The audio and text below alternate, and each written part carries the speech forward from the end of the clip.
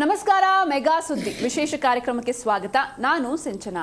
ಸರ್ಕಾರದ ವಿರುದ್ಧ ಅಂಗನವಾಡಿ ಕಾರ್ಯಕರ್ತೆಯರು ಸಮರ ಸಾರ್ತಿದ್ದಾರೆ. ಯಾವುದೇ ಸರ್ಕಾರ ಬಂದರೂ ಕೂಡ ಇವರ ಗೋಳಿಗೆ ಕಿವಿ ಕೊಡ್ತಾ ಇಲ್ಲ. ಹೀಗಾಗಿ ಬೆಂಗಳೂರಲ್ಲಿ ಬೃಹತ್ ಪ್ರತಿಭಟನೆಗೆ ಕಾರ್ಯಕರ್ತೆಯರು ಮುಂದಾಗಿದ್ದಾರೆ. ಏನೆಲ್ಲ ಬೇಡಿಕೆ ಇದೆ, ಸರ್ಕಾರದ ಕಡೆಯಿಂದ ಯಾಕೆ ನಿರ್ಲಕ್ಷ್ಯ, ಇದೆಲ್ಲದರ ಬಗ್ಗೆ ಇವತ್ತು ಮಾತಾಡ್ತಾ ಹೋಗೋಣ.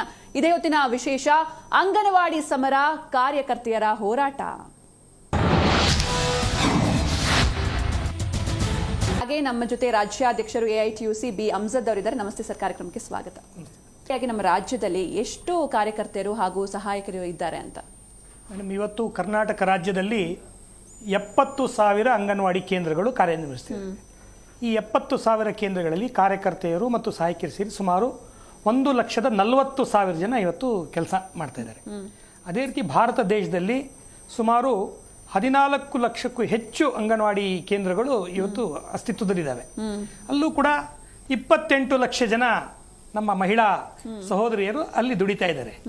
ಇದು ಕೇಂದ್ರ ಮತ್ತು ರಾಜ್ಯ ಸರ್ಕಾರದ ಉಭಯ ಸರ್ಕಾರದ ಸಹಭಾಗಿತ್ವದಲ್ಲಿ ನಡೀತಾ ಇರತಕ್ಕಂತಹ ಸಮಗ್ರ ಶಿಶು ಅಭಿವೃದ್ಧಿ ಯೋಜನೆ. ಇದು ಬಂದಿರತಕ್ಕಂತಹ ಈ ಯೋಜನೆ ಮೂಲ ಉದ್ದೇಶ, ಭಾರತ ದೇಶ ಇನ್ನೂ ಕೂಡ ಅಭಿವೃದ್ಧಿಯ ಪಥದಲ್ಲಿ ಸಾಗ್ತಾ ಇರ್ತಕ್ಕಂಥ ದೇಶ. ಪರಿಪೂರ್ಣವಾಗಿ ನಾವು ಅಭಿವೃದ್ಧಿ ಹೊಂದ್ಬಿಟ್ಟಿದ್ದೀವಿ, ಬಡತನ ಈ ದೇಶದಲ್ಲಿ ಸಂಪೂರ್ಣವಾಗಿ ನಿರ್ಮೂಲನೆಯಾಗಿದೆ ಅಂತಕ್ಕಂಥದ್ದು ಇಲ್ಲ. ಇವತ್ತು ಕೂಡ ಸರ್ಕಾರದ ಅಂಕಿಅಂಶಗಳ ದಾಖಲೆಗಳೇ ಇವತ್ತು ಹೇಳ್ತಾ ಇದ್ದಾವೆ, ಈ ಗಳಿಗೆಗೂ ಕೂಡ ಸರಿಸುಮಾರು 35% ಪ್ರಮಾಣದ ಮಕ್ಕಳು ಅಪೌಷ್ಟಿಕತೆಯಿಂದ ಬಳಲ್ತಿದ್ದಾರೆ. ಸುಮಾರು 32% ಮಕ್ಕಳು ರಕ್ತಹೀನತೆಯಿಂದ ಬಳಲ್ತಿದ್ದಾರೆ. ಅನಿಮಿಯಾ ಇವತ್ತು ತುಂಬ ಇದೆ. ಅದೇ ರೀತಿ ಇವತ್ತು ಬಾಣಂತಿಯರು, ಗರ್ಭಿಣಿಯರಲ್ಲೂ ಕೂಡ ಇವತ್ತು ಅಪೌಷ್ಟಿಕತೆ ಮತ್ತು ರಕ್ತಹೀನತೆ ತಾಂಡವಾಡ್ತಾ ಇದೆ. ಸೊ ಈ ರೀತಿ ಇನ್ನೂ ಅಂಕಿಅಂಶಗಳು ಬರ್ತಾ ಇರ್ತಕ್ಕಂಥ ಈ ಸಂದರ್ಭದಲ್ಲಿ ಇಂಥ ಒಂದು ಮೂಲ ವ್ಯಾಧಿಯನ್ನು ನಿರ್ಮೂಲನೆ ಮಾಡಬೇಕು ಅಂತಕ್ಕಂಥ ಹಿನ್ನೆಲೆಯಲ್ಲೇ ಜಾರಿಗೆ ಬಂದಿರತಕ್ಕಂಥ ಈ ಸಮಗ್ರ ಶಿಶು ಅಭಿವೃದ್ಧಿ ಯೋಜನೆನ ಮತ್ತಷ್ಟು ಸಮರ್ಪಕವಾಗಿ ಪರಿಣಾಮಕಾರಿಯಾಗಿ ಆ ಯೋಜನೆಯನ್ನು ಆ ಕೆಲಸ ಏನು ನಿಭಾಯಿಸಬೇಕಾಗಿದೆ ಅದಕ್ಕೆ ಮುತುವರ್ಜಿ ಕೊಡಬೇಕು. ಆದರೆ ದುರಂತ ಇವತ್ತು 2018ನೇ ಇಸ್ವಿಯಿಂದ ಕೇಂದ್ರ ಸರ್ಕಾರ ಈ ಒಂದು ಅಂಗನವಾಡಿ ಕೇಂದ್ರಗಳ ಅಭಿವೃದ್ಧಿಗೆ ಪೂರಕವಾಗಿ ಸಕಾರಾತ್ಮಕವಾಗಿರ್ತಕ್ಕಂಥ ಸ್ಪಂದನೆ ಇವತ್ತು ಕೊಡ್ತಾ ಇಲ್ಲ. ಏನೊಂದಿಷ್ಟು ಅನುದಾನ ಬಿಡುಗಡೆ ಮಾಡಬೇಕು, ಅದಷ್ಟ ಬಿಡುಗಡೆ ಮಾಡಿ ನಮ್ಮ ಜವಾಬ್ದಾರಿ ಮುಗೀತು ಅಂತ ಹೇಳಿ ಇಂಪ್ಲಿಮೆಂಟ್ ಯೂಸ್ ಆಗ್ತಾ ಇಲ್ಲ. ಇನ್ನು ಕರ್ನಾಟಕ ರಾಜ್ಯದಲ್ಲೂ ಕೂಡ ವಿಭಿನ್ನವಾಗಿರ್ತಕ್ಕಂಥ ಪರಿಸ್ಥಿತಿ ಇಲ್ಲ.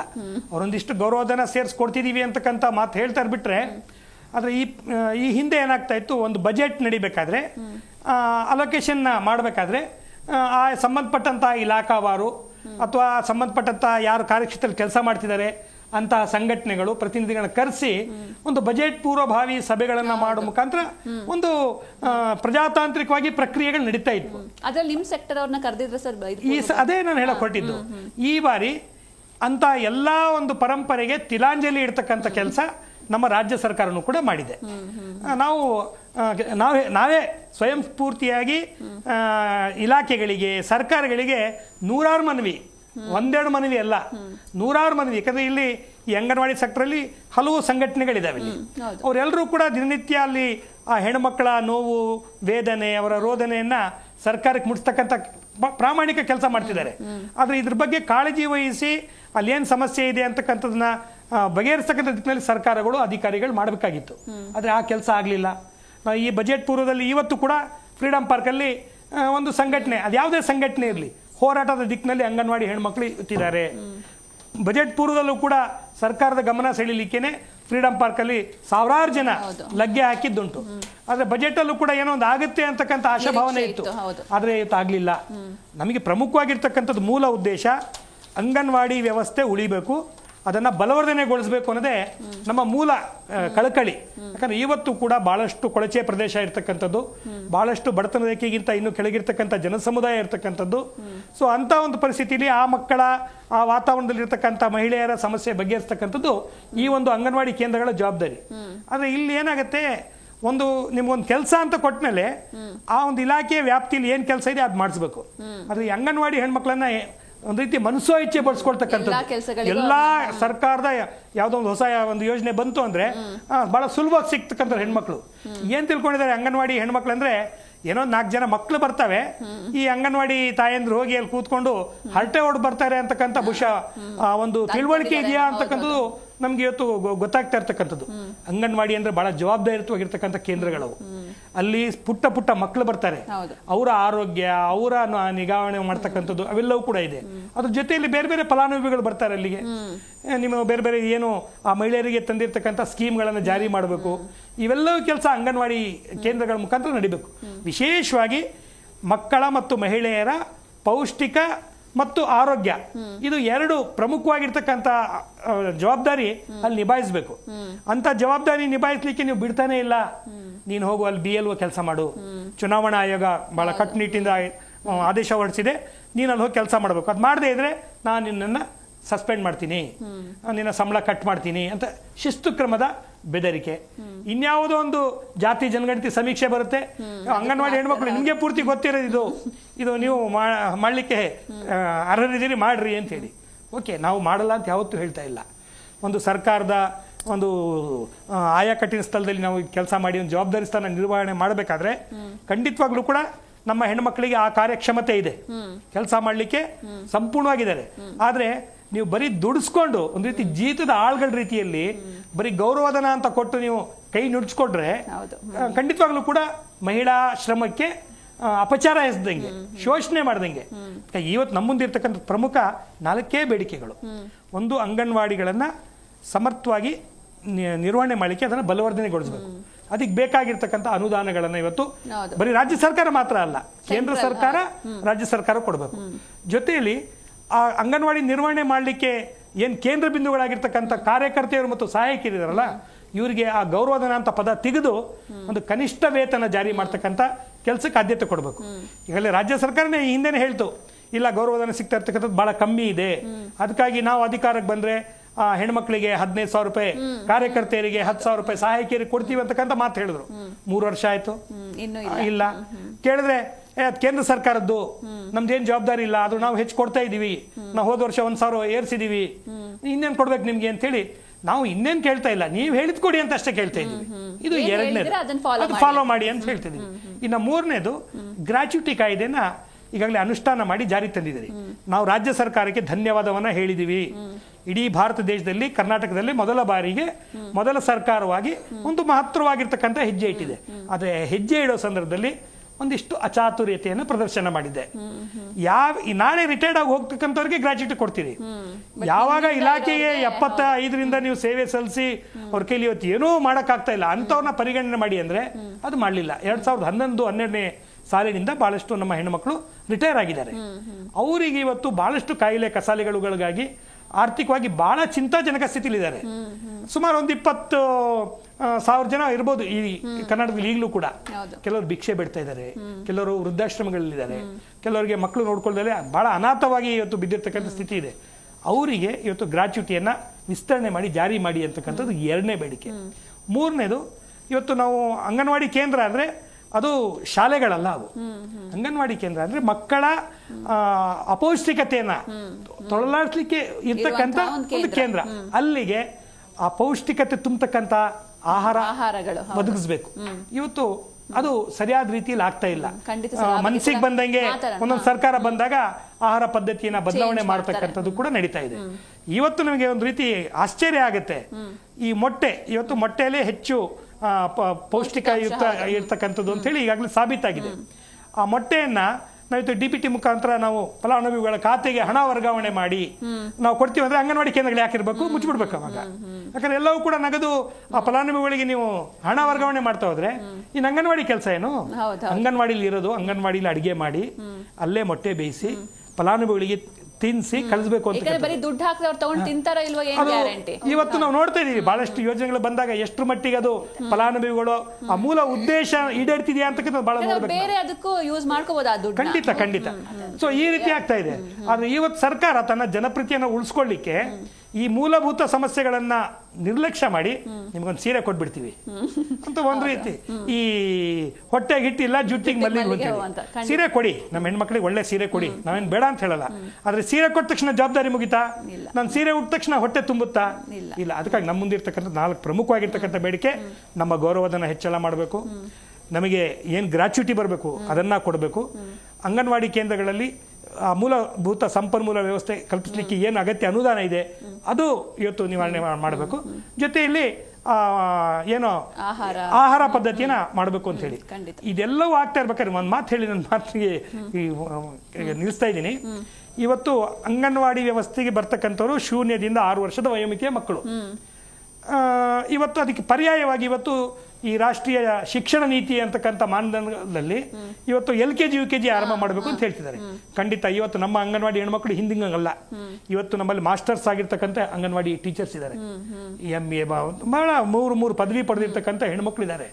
ಅವರಿಗೆ ಇಂಗ್ಲೀಷು ಬರುತ್ತೆ, ಮಕ್ಕಳಿಗೆ ಪಾಠ ಯಾವ ವಿಧಾನದಲ್ಲಿ ಕಲಿಸ್ಬೇಕು ಅಂತಕ್ಕಂಥ ಎಲ್ಲ ಚಾಕ್ಯತೆ ನಮ್ಮ ಅಂಗನವಾಡಿ ಹೆಣ್ಮಕ್ಳಿಗಿದೆ. ಅದು ನಾವು ಮಾಡ್ತೀವಿ. ಆದರೆ ನೀವು ಅದಕ್ಕೆ ಒತ್ತು ಕೊಡಬೇಕಾಗಿರ್ತಕ್ಕಂಥ ಸರ್ಕಾರ ಇವತ್ತು ಯಾವುದೋ ಒಂದು ಖಾಸಗಿ ಈ ಒಂದು ವ್ಯವಸ್ಥೆನ ಖಾಸಗೀಕರಣದ ತೆಕ್ಕೆಗೆ ತಳ್ತಕ್ಕಂಥ ಹಿನ್ನೆಲೆಯಲ್ಲಿ ಇವತ್ತು ಪಬ್ಲಿಕ್ ಸ್ಕೂಲ್ಸ್ ಅಂತ ಮಾಡ್ತಾ ಇದ್ದೀವಿ.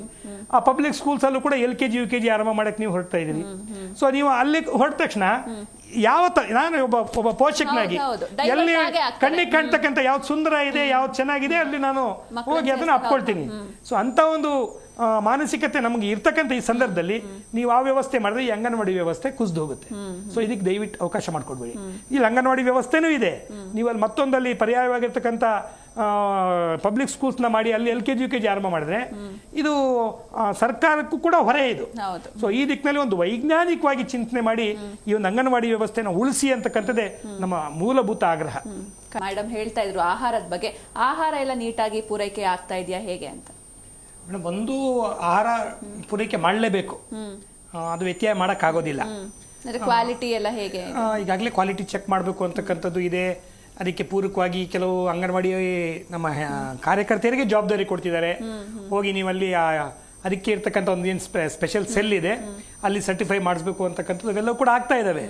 ಆದರೆ ಎಲ್ಲೋ ಒಂದು ಕಡೆ ಈ ಮೂಲ ಸಮಸ್ಯೆಯೇ ಪರಿಹಾರ ಆಗದಲೆ ನೀವು ಎಲ್ಲವೂ ಏನು ನಮಗೆ ಗುರಿ ಇತ್ತು ಆ ಗುರಿ ರೀಚ್ ಆಗಕ್ಕೆ ಆಗ್ತಾ ಇಲ್ಲ. ಇವತ್ತು ಆಹಾರ ಬರ್ತಾ ಇದ್ದಾವೆ, ಕೊಡ್ತಿದ್ದಾರೆ, ಇವೆಲ್ಲ ಆಗ್ತಾ ಇದ್ದಾವೆ. ಆದರೆ ನೀವೊಂದು ಅಂಗನವಾಡಿ ವ್ಯವಸ್ಥೆಯನ್ನು ಒಂದು ನಿರ್ದಿಷ್ಟವಾಗಿರ್ತಕ್ಕಂಥ ಒಂದು ವ್ಯವಸ್ಥೆಯಾಗಿ ಇವತ್ತು ಮಾರ್ಪಡಿಸ್ಬೇಕಾಗತ್ತೆ. ಇಲ್ಲಿ ಆ ಜಟಾಪಟಿಕ್ಕಿಂತ ಹೆಚ್ಚಾಗಿ ಇವರು ಈ ಇಲಾಖೆಯ ಮೂಲ ಉದ್ದೇಶವನ್ನು ಮರೆತು ಆ ಒಂದು ಫಲಾನುಭವಿಗಳನ್ನು ಅಲ್ಲಿಂದ ಎತ್ತಂಗಡಿ ಮಾಡ್ತಕ್ಕಂಥ ಕೆಲಸ ನಡೀತಿದೆಯಲ್ಲ, ಇದೇ ಅತ್ಯಂತ ಎಲ್ರಿಗೂ ಕೂಡ ಗೊಂದಲ ಉಂಟು ಮಾಡ್ತಕ್ಕಂಥದ್ದು. ಹಾಗಾಗಿ ನಾವು ಒತ್ತಾಯ ಮಾಡ್ತಕ್ಕಂಥದ್ದು ಇಷ್ಟೇ, ಇವತ್ತು ಅಂಗನವಾಡಿ ವ್ಯವಸ್ಥೆ ಉಳಿದ್ರೆ ಒಂದು ಉತ್ತಮವಾಗಿರ್ತಕ್ಕಂಥ ಸದೃಢ ಆರೋಗ್ಯಕರವಾಗಿರ್ತಕ್ಕಂಥ ಮಕ್ಕಳು ಪ್ರಜೆಗಳು ಸೃಷ್ಟಿಯಾಗ್ಲಿಕ್ಕೆ ಸಾಧ್ಯ ಆಗುತ್ತೆ. ಯಾಕಂದ್ರೆ ನಾನು ಮುಂಚೆನೇ ಹೇಳಿದೆ, ಭಾರತ ಇನ್ನೂ ಶ್ರೀಮಂತ ರಾಷ್ಟ್ರವಾಗಿ ಅಭಿವೃದ್ಧಿ ಹೊಂದಲಿಲ್ಲ, ಇನ್ನು ನಾವು ಆ ಒಂದು ಹೆಜ್ಜೆಯಲ್ಲಿ ಇನ್ನೂ ಇದೀವಿ. ಈ ಸರ್ಕಾರದ ಅಂಕಿಅಂಶಗಳೇ ಇವತ್ತು ಹೇಳ್ತಿದ್ದಾವೆ ಉತ್ತರ ಇನ್ನೂ ಎತ್ತರ ಇನ್ನಾಗಲಿಲ್ಲ, ಬೆಳವಣಿಗೆ ಕುಂಠಿತವಾಗಿದೆ, ಇವೆಲ್ಲವೂ ಕೂಡ ಬರ್ತಿದ್ದಾವೆ. ಇದಕ್ಕೆ ಕಾರಣ ಅಂಗನವಾಡಿ ಬಲವರ್ಧನೆಗೊಳಿಸೋದ ಬಹಳ ಮುಖ್ಯ, ಅದಕ್ಕೆ ಆದ್ಯತೆ ಕೊಡಬೇಕು. ಅದಾಗದ ಹೊರತು ಏನೂ ಮಾಡೋಕ್ಕಾಗೋದಿಲ್ಲ. ಅದಕ್ಕೆ ಸರ್ಕಾರಕ್ಕೆ ನಾವು ಇನ್ನೇನು ಕೂಡ ಒತ್ತಾಯ ಮಾಡಿದ್ವಿ, 50 ವರ್ಷ ಆಯಿತು, ಇನ್ನು ಯೋಜನೆಯಾಗಿ ಉಳಿಸ್ಕೊಂಡಿದ್ದೀರಿ ನೀವು, ಅದ್ಯಾಕೊಂದು ಶಾಶ್ವತ ಘಟಕ ಅಂತ ಮಾಡ್ರಿ. ಅತ್ಲಾಗೆ ಶಾಶ್ವತ ಘಟಕ ಅಂತ ಮಾಡಿದಾಗ ಅದು ಪ್ರೀ ಪ್ರೈಮರಿ ಎಜುಕೇಷನ್ಗೂ ಕೂಡ ಪೂರಕವಾಗಿ ಅದು ಮುಂದುವರ್ಕೊಂಡು ಹೋಗ್ತದೆ. ಇನ್ನು ಒಂದು ಕಡೆ ನಮ್ಮ ಅಂಗನವಾಡಿ ಹೆಣ್ಮಕ್ಳಿಗೆ ಸಾಕಷ್ಟು ಕೆಲಸ ನೀವು ತಗೊಳ್ತಾ ಇದ್ದೀರಿ, ಅದು ಗೌರವಧನ ಅಂತ ತಗೊಳ್ತಾ ಇದ್ದೀರಿ. ನಾವು ಪರ್ಮನೆಂಟ್ ನೌಕರಲ್ಲ, ನಾವಿತ್ತು ಕೋರ್ಟ್ಗೂ ಅಲ್ಲಿ ನಾವು ದಾವೆಗಳನ್ನು ಹಾಕೊಂಡು ಇವತ್ತು ನಮ್ಮ ಸ್ಟೇಟಸ್ ಕಾರ್ಮಿಕರು ಅಂತ. ನಾವಿನ್ನೂ ಸರ್ಕಾರಿ ನೌಕರು ಅಲ್ಲ, ಈ ಕಡೆ ಅರೆಕಾಲಿಕ ನೌಕರು ಅಲ್ಲ, ಏನೂ ಅಲ್ಲ, ನಾವು ಕಾರ್ಮಿಕರಾಗಿ ಇದ್ದೀವಿ. ಒಂದ್ ಕಡೆ ನಮ್ಮ ಮೋದಿ ಅವರು ಹೇಳ್ತಾರೆ ನಾನು ವರ್ಷಕ್ಕೆ 2 ಕೋಟಿ ಉದ್ಯೋಗ ಕೊಡ್ತೀನಿ ಅಂತ ಹೇಳಿ. ಅದು ಕೊಟ್ಟಿದ್ರೆ ಬಹುಶಃ ನಮ್ಮ 28 ಲಕ್ಷ ಅಂಗನವಾಡಿ ಅಷ್ಟೇ ಇರೋದು. ಅವ್ರು ಕಾಯ ಮಾಡ್ಬಿಟ್ಟಿದ್ರೆ ಅದೊಂದು ಪರ್ಮನೆಂಟ್ ಆಗಿ ಒಂದು ಸೋರ್ಸ್ ಆಗಿರೋದು ಸರ್ಕಾರಕ್ಕೆ. ಅದು ಇವತ್ತು ಸರ್ಕಾರಕ್ಕೆ ಅದೊಂದು ಸಂಪನ್ಮೂಲ ಒಂದು ಶಕ್ತಿಯನ್ನ ಬಳಕೆ ಮಾಡ್ಕೊಳ್ಳೋದ್ರಲ್ಲೂ ಕೂಡ ಇವತ್ತು ಸರ್ಕಾರ ತನ್ನ ಇಚ್ಛಾಶಕ್ತಿಯನ್ನು ಪ್ರದರ್ಶನ ಮಾಡ್ತಾ ಇಲ್ಲ. ಅದಕ್ಕೆ ಇವತ್ತು ಈಗಲಾದ್ರೂ ಕೂಡ ಯೋಚನೆ ಮಾಡಬೇಕು, ಅಂಗನವಾಡಿ ವ್ಯವಸ್ಥೆಯನ್ನ ಇವತ್ತು ಭಾರತ ದೇಶದಲ್ಲಿ ಏನಾದ್ರು ವ್ಯತ್ಯಾಸ ಆದ್ರೆ ಖಂಡಿತವಾಗ್ಲೂ ಕೂಡ ಭಾರತ ದೇಶದ ಆ ಒಂದು ಪ್ರಜೆಗಳ ಬೆಳವಣಿಗೆಯ ದೃಷ್ಟಿಯಿಂದ ಖಂಡಿತವಾಗ್ಲೂ ಕೂಡ ಮಾರಕ. ಹಂಗಾಗಿ ಅಂಗನವಾಡಿ ವ್ಯವಸ್ಥೆ ಇವತ್ತು ಇರಬೇಕು. ಅಂಗನವಾಡಿ ಮೂಲ ಉದ್ದೇಶನೇ ಒಂದು ದಷ್ಟಪುಷ್ಟವಾಗಿರ್ತಕ್ಕಂಥ ಮಕ್ಕಳು ಈ ಸಮಾಜಕ್ಕೆ ಕೊಡಬೇಕು, ಆ ಮೂಲಕ ಒಂದು ಆರೋಗ್ಯದಾಯಕವಾಗಿರ್ತಕ್ಕಂಥ ಒಂದು ವಾತಾವರಣ ನಿರ್ಮಾಣ ಮಾಡಬೇಕು ಅನ್ನೋದೇ ಅಂಗನವಾಡಿಯ ಮೂಲ ಗುರಿ. ಅಂತ ಒಂದು ಉದ್ದೇಶಕ್ಕೆ ದಯಮಾಡಿ ಚ್ಯುತಿಯನ್ನು ಉಂಟು ಮಾಡಬೇಡ್ರಿ. ಇದೊಂದು ಮಹಿಳಾ ಮತ್ತು ಮಕ್ಕಳ ಅಭಿವೃದ್ಧಿ ಇಲಾಖೆ ಅಡಿಯಲ್ಲಿಯೇ ಒಂದು ಶಾಶ್ವತ ಘಟಕ ಮಾಡಿ, ಆ ಹೆಣ್ಮಕ್ಳನ್ನ ನೀವು C ಅಥವಾ D ದರ್ಜೆ ನೌಕರನಾಗಿ ಮಾನ್ಯ ಮಾಡಿ. ನೀವು ಮಾನ್ಯ ಮಾಡಿ ಸರ್ಕಾರದ ಕಟಿಬದ್ಧರು ನೀವೆಲ್ಲರೂ ಕೂಡ ಈ ಕೆಲಸ ಮಾಡಬೇಕು ಅಂತಕ್ಕಂಥ ಪ್ರಶ್ನೆ ಮಾಡ್ತಕ್ಕಂಥ ಕೆಲಸ ಇಟ್ಕೊಳ್ಳಿ. ಅದು ನೀವು ಅದು ಮಾಡ್ತಾ ಇಲ್ಲ, ಬರೀ ಗೌರವಧನ ಕೊಡ್ತಿದ್ದೀರಿ, ಮನಸೋ ಇಚ್ಛೆ ದುಡಿಸ್ಕೊಳ್ತಾ ಇದ್ದೀರಿ. ಅದಕ್ಕೆ ಇವತ್ತು ನಾವು ಬಹಳ ಗಂಭೀರವಾಗಿ ನಾವು ಸಂಘಟನೆಗಳು ಯೋಚನೆ ಮಾಡ್ತಿದ್ದೀವಿ. ಈಗಾಗಲೇ ಬೇರೆ ಬೇರೆ ಸಂಘಟನೆಗಳು ಬೇರೆ ಬೇರೆ ಆಯಾಮಗಳಲ್ಲಿ ಎರಡೂ ಸರ್ಕಾರಗಳಿಗೆ ಒತ್ತಡ ಹೇರ್ತಕ್ಕಂಥ ಕೆಲಸ ಆಗಿದೆ. ಈಗ ನಾವು ಕೂಡ AITUC ಇಂದ ನಾವು ತೀರ್ಮಾನ ಮಾಡಿದೀವಿ, ಏಪ್ರಿಲ್ 21, 22, 23 ಈ 3 ದಿನ ನಾವು ಕೂಡ ದೆಹಲಿಗೆ ಲಗ್ಗೆ ಹಾಕ್ಲಿಕ್ಕೂ ಕೂಡ ಹೊರಟಿದೀವಿ. ಬರೀ ಫ್ರೀಡಂ ಪಾರ್ಕ್ ಅಲ್ಲ, ನಾವು ಕೂಡ ದೆಹಲಿ ಚಲೋ ಕೂಡ ಇಟ್ಕೊಂಡು ಇವತ್ತು ಅಲ್ಲಿ ಏನು ನಮ್ಮ ಇಲಾಖೆಯ ಸಚಿವೆಯಾಗಿರ್ತಕ್ಕಂಥ ಅನ್ನಪೂರ್ಣ ದೇವಿ ಅವರನ್ನು ಕೂಡ ಇವತ್ತು ಅವ್ರ ಮೇಲೆ ಒತ್ತಡ ಹಾಕಬೇಕು ಅಂತಕ್ಕಂಥ ಹಿನ್ನೆಲೆಯಲ್ಲಿ ನಾವಿತ್ತು ಹೋರಾಟವನ್ನು ಅಲ್ಲೂ ಕೂಡ ಹಾಕೊಳ್ತಾ ಇದೀವಿ. ಸರ್ಕಾರ ಗಮನ ಹರಿಸಬೇಕು. ಜೊತೆಯಲ್ಲಿ ಈಗ ಬಜೆಟ್ ಸೆಷನ್ ನಡೀತಾ ಇದೆ. ಹೌದು, ಅದು ಪರಿಪೂರ್ಣ ಆಗೋಕ್ಕಿಂತ ಮುನ್ನ ನಮ್ಮ ಏನು ಅಂಗನವಾಡಿ ಎಲ್ಲಾ ಸಂಘಟನೆಗಳು ಒಂದೇ, ಸಂಘಟನೆಗಳು ಬೇರೆ ಬೇರೆ ಇರ್ಬೋದು, ಬೇಡಿಕೆಗಳು ಮಾತ್ರ ಒಂದೇ ವಾಯ್ಸ್ ಅಲ್ಲಿ ಇರ್ತೀವಿ. ಆಮೇಲೆ ಅಂಗನವಾಡಿ ಸಂಘಟನೆಗಳು ಬೇರೆ ಬೇರೆ ಅನ್ನೋ ಕಾರಣಕ್ಕೆ ನಾವು ಹಂಗಿಲ್ಲ. ನಾವು ನಾಳೆ ಮನ್ಸು ಮಾಡಿದ್ರೆ ನಾವು ಎಲ್ಲಾ ಸಂಘಟನೆಗಳು ಒಂದಾಗಿ ಬೀದಿಗಿಳಿದ್ರೆ ನಿಮ್ ಸರ್ಕಾರ ಖಂಡಿತವಾಗ್ಲೂ ಕೂಡ ನಡೆಯುತ್ತೆ, ಅದರಲ್ಲಿ ಡೌಟೇ ಇಲ್ಲ. ಅದಕ್ಕಾಗಿ ಈಗ ಟೈಮ್ ಇದೆ ನಿಮ್ಗಿನ್ನುವ. ನಾಳೆ ಬಜೆಟ್ ಅಲ್ಲಿ ಗೌರವಧನವನ್ನು ಹೆಚ್ಚಳ ಮಾಡಿ, ಆ ಕೊಡ್ತಕ್ಕಂಥ ಗ್ರ್ಯಾಚ್ಯುಟಿಯನ್ನು ಜಾರಿ ಮಾಡಿ, ಜೊತೆಯಲ್ಲಿ ಆ ಮಕ್ಕಳಿಗೆ ಏನು ಇವತ್ತು ಪೌಷ್ಟಿಕ ಆಹಾರ ಕೊಡಲಿಕ್ಕೆ ನಿಮ್ಮದೇ ಆಗಿರ್ತಕ್ಕಂಥ ಏನು ವ್ಯವಸ್ಥೆ ಇದೆ ಅದನ್ನು ಸರಿಯಾದ ರೀತಿಯಲ್ಲಿ ಜಾರಿ ಮಾಡಿ. ನೀವು FRS ಅವೆಲ್ಲವೂ ಕೂಡ ಅಂಗನವಾಡಿ ಹೆಣ್ಮಕ್ಳೇನೋ ಕಳ್ತನ ಮಾಡ್ತಾರೆ, ಆ ಕಾರಣಕ್ಕೆ ತರ್ತಿದೀವಿ ಇಂತೆಲ್ಲ ಸಬೂಬು ಹೇಳಿದ್ರಿ. ಅಂತ ಒಂದು ಅಚಾತುರ್ಯ ಅವಘಡ ನಡೆದ್ರೆ ಆಕ್ಷನ್ ತಗೊಳ್ಳಿ ನೀವು. ಅದಕ್ಕೆ ಸಂಘಟನೆಗಳು ಬೆಂಬಲ ಕೊಡೋದಿಲ್ಲ. ಮಕ್ಕಳ ಮಹಿಳೆಯರ ಆಹಾರವನ್ನು ಯಾರು ಅವರಿಗೆ ಆಹಾರಕ್ಕೆ ಕನ್ನ ಹಾಕಿದ್ರೆ ನಾವು ಯಾವುದೇ ಸಂಘಟನೆಗಳು ಅದಕ್ಕೆ ನಾವು ಯಾವುದೇ ಕಾರಣಕ್ಕೂ ಕೂಡ ಕ್ಷಮಿಸೋದಿಲ್ಲ. ನಾವಂತ ಸದಸ್ಯರನ್ನು ಕೂಡ ನಮ್ಮ ಸಂಘಟನೆಯಲ್ಲೂ ಕೂಡ ಇಟ್ಕೊಳ್ಳೋದಿಲ್ಲ. ಸೊ ಇಷ್ಟು ಕಟಿಬದ್ಧವಾಗಿ ನಾವು ಸಂಘಟನೆ ಮಾಡ್ತಾ ಇರ್ತಕ್ಕಂಥದ್ದು. ಅದು ಇವತ್ತು ನಾವು ಕಾರ್ಮಿಕರು ಅಂತಕ್ಕಂಥ ಸ್ಟೇಟಸ್ ಇರೋದ್ರಿಂದ ನಾವು ಆ ಕಾರ್ಮಿಕ ವರ್ಗ ಪ್ರಜ್ಞೆಯ ದೃಷ್ಟಿಕೋನದಲ್ಲೇ ಸಂಘಟನೆ ಮಾಡ್ತಾ ಇದ್ದೀವಿ. ಸೊ ಹಾಗಾಗಿ ಸರ್ಕಾರ ನಮ್ಮನ್ನ ಸುಮ್ಮನೆ ಏನು ಅಂಗನವಾಡಿ ಹೆಣ್ಮಕ್ಳು ವರ್ಷಕ್ಕೆ 2 ಸಲ ಬರ್ತಾರೆ, ಕೂಗಾಗಿ ಹೋಗ್ತಾರೆ, ಒಂದಿಷ್ಟೇನೋ ಹೇಳಿದ್ರೆ ಕೇಳ್ಕೊಳ್ತಾರೆ, ಈ ಮನೋಭಾವದಲ್ಲಿ ಸರ್ಕಾರ ಹೋಗ್ತಾ ಇದೆ. ಇದು ಸರಿಯಾದ ಕ್ರಮ ಅಲ್ಲ. ನೀವು ಸ್ಪಂದಿಸಿ ನಮ್ಮ ಸಮಸ್ಯೆಯನ್ನು ಬಗೆಹರಿಸಿ ಅಂಗನವಾಡಿ ವ್ಯವಸ್ಥೆನ ಒಂದು ಬಲವರ್ಧನೆಗೊಳಿಸಿ ಅಂತ ಹೇಳಿ ನಾನು ಆಗ್ರಹ ಮಾಡ್ತೀನಿ.